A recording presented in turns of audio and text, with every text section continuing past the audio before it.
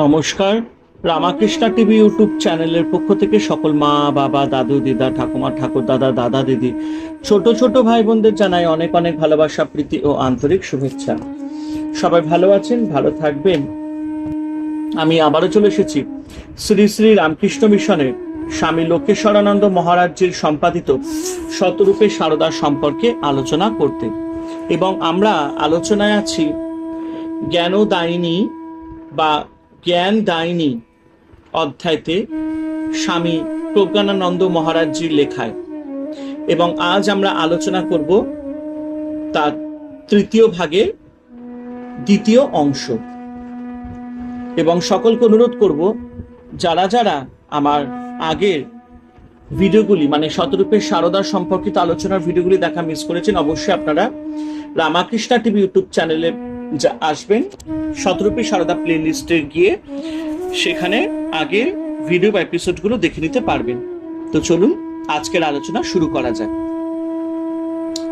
একবার বোম্বাই থেকে এক পারসী যুবক উদ্বোধনে মায়ের দর্শন প্রার্থী হয়ে আসেন। মা তখন সদ্য ম্যালেরিয়ায় ভুগে অতি দুর্বল অবস্থায় জয়রামবাটি থেকে কলকাতা এসেছেন। ভক্তদের মাকে দর্শন করার অনুমতি পর্যন্ত নেই। তবে সম্ভবত অত দূর থেকে এসেছেন বলেই শারদানন্দজি পারসী যুবকটিকে মায়ের কাছে যেতে দিলেন। মায়ের কাছে গিয়ে যুবকটি কিন্তু দীক্ষা চেয়ে বসলেন। বললেন, মাইজি কুছ মূল মন্ত্র দীজিয়ে জিসসে খুদা পহচানা যায়।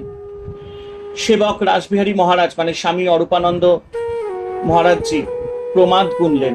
মাকে বললেন, সে কি, কাউকে দর্শন পর্যন্ত করতে দেওয়া হয় না?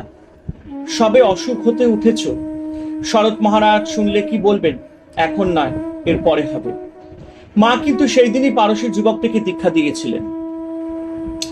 একবার একটি মেম মায়ের কাছে তার মেয়ের রোগ মুক্তির জন্য প্রার্থনা করতে এলে মা মেমটির সঙ্গে কথা বলে এত খুশি হয়েছিলেন যে মা শুধু তার প্রার্থনাই পূরণ করেননি, পরে তাকে দীক্ষাও দিয়েছিলেন। মেমটি বাংলা জানতেন।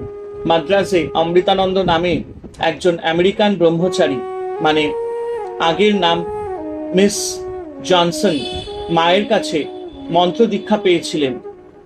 ডক্টর হ্যালক ও মিস গ্রে মানে পরে মিসেস হ্যালক নামে মায়ের আরো দুজন আমেরিকান শিষ্য ছিল। অনেক ক্ষেত্রে দেখা গেছে মায়ের কাছে আগত ভক্তের মনে দীক্ষা লাভের জন্য কোনো আকাঙ্ক্ষাই জাগেনি, তবু মা অযাচিতভাবে তাকে দীক্ষা দিয়েছেন। ময়মনসিংহের সুরেশচন্দ্র ঘোষকে স্বামী প্রেমানন্দ বাগবাজারে মায়ের বাড়িতে পাঠিয়েছেন মাকে দর্শন করতে। সঙ্গে ময়মনসিংহের আরো কয়েকজন ভক্ত। একজন সাধু এসে এক এক করে ভক্তদের মায়ের কাছে পাঠিয়ে দিচ্ছেন প্রণামের জন্য। সুরেশ ঘোষের পালা এলে তিনি গিয়ে মাকে সাষ্টাঙ্গে প্রণাম করতে মা তাকে বসতে বললেন এবং সেখানেই দীক্ষা দিলেন। অথচ সুরেশ ঘোষ দীক্ষার জন্য যাননি, দীক্ষার কথা ভাবেননি পর্যন্ত। অনুকূল চন্দ্র সান্যাল যখন মাকে দর্শন করতে যান তখন তার খুব অল্প বয়স, সঙ্গে তার দু বন্ধু। তিনজনের মধ্যে তিনি বয় কনিষ্ঠ বলে প্রথম দিনেই মায়ের সঙ্গে বিশেষভাবে পরিচিত হয়ে ওঠেন। দ্বিতীয় দিনে ভোরে উঠেই তিনি মায়ের বাড়ির ভেতরে চলে গেলেন। ভেতরে গিয়ে মায়ের কাছে যেতেই মা বললেন, বাবা, তোমাকে এই নাম দিলাম। অনুকূল বাবু তখনও বুঝতে পারেননি যে মা তাকে দীক্ষা দিয়েছেন। তিনি বাইরের ঘরে এসে বন্ধুদের একজনকে ঘটনাটি বলতে গেলে বন্ধুটি একটু শুনেই তাকে থামিয়ে দিয়ে বুঝিয়ে দিলেন যে মা তাকে ওইভাবে মন্ত্র দীক্ষা দিয়েছেন এবং ওই মন্ত্র কারোর কাছে প্রকাশ করতে নেই। শ্রী শ্রী মার কাছে মূল বিষয় ছিল ঈশ্বর লাভ এবং তার জন্য আন্তরিক ভক্তি ও নিষ্ঠা। অন্যান্য সব আনুষঙ্গিক তার কাছে গৌণ। তাই দীক্ষা প্রার্থীদের উপর তিনি আচার অনুষ্ঠানের বোঝা না চাপিয়ে তাদের বলতেন জপ ধ্যান করতে ও ভক্তি বিশ্বাস প্রার্থনা শরণাগত প্রভৃতি অন্তরে গুণগুলি অনুশীলন করতে। জপ ধ্যান সম্পর্কিত তিনি যে নির্দেশ দিতেন সেগুলিকেও কোনো নির্দিষ্ট ছকে ফেলা যায় না। কারণ দীক্ষাপ্রাপ্ত সন্তানের রুচি, প্রকৃতি ও সামর্থ্য অনুযায়ী তার নির্দেশ ভিন্ন ভিন্ন হতো। মা তার দীক্ষিত সন্তানদের দৃষ্টি গুরু শিষ্য সম্পর্কের থেকে বারবার করে আকর্ষণ করে নিয়ে আসতেন মা ছেলে সম্পর্কের দিকে। সাধকের আধ্যাত্মিক জীবনে গুরুর প্রতি ভক্তি, নির্ভরতা ও ভালোবাসা একান্ত প্রয়োজন।